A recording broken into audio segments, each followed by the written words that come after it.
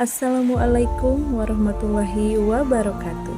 Salam dan berbahagia Bapak Ibu penggerak.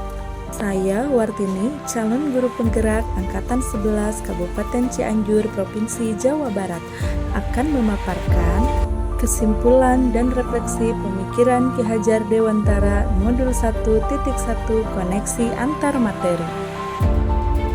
Pendidikan dan pengajaran tidaklah sama. Pengajaran adalah bagian dari pendidikan.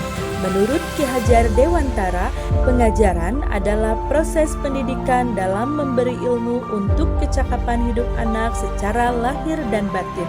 Sedangkan pendidikan pada hakikatnya adalah menuntun atau memberi tuntunan terhadap segala kekuatan kodrat yang dimiliki anak agar ia mencapai keselamatan dan kebahagiaan yang setinggi-tingginya, baik sebagai manusia maupun sebagai anggota masyarakat.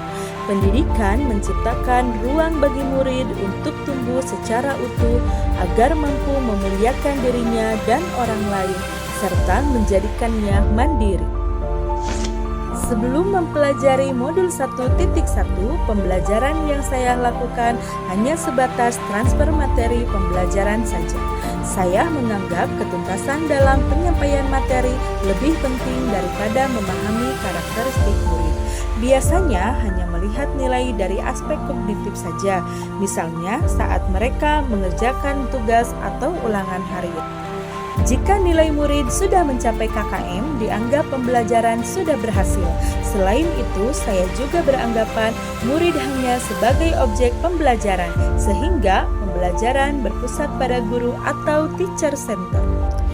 Sebelumnya, saya tidak pernah mempedulikan apa murid sudah benar-benar paham akan materi pembelajaran yang saya sampaikan atau tidak, karena fokus utama saya lebih kepada ketercapaian materi, mengingat materi yang saya ajarkan cukup padat setiap semesternya.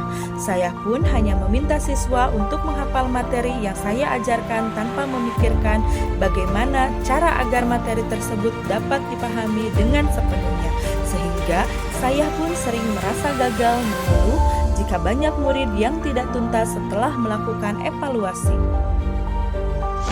Namun, setelah saya mempelajari modul 1.1 tentang pemikiran Ki Hajar Dewantara, saya pun menyadari bahwa apa yang saya lakukan selama ini tidaklah tepat.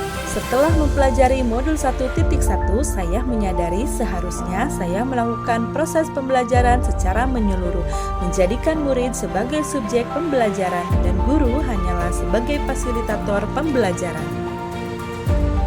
Guru pun harus ikhlas, penuh kesabaran dengan segala ketulusan hati nurani agar terwujud pembelajaran yang menyenangkan dan berpusat pada murid.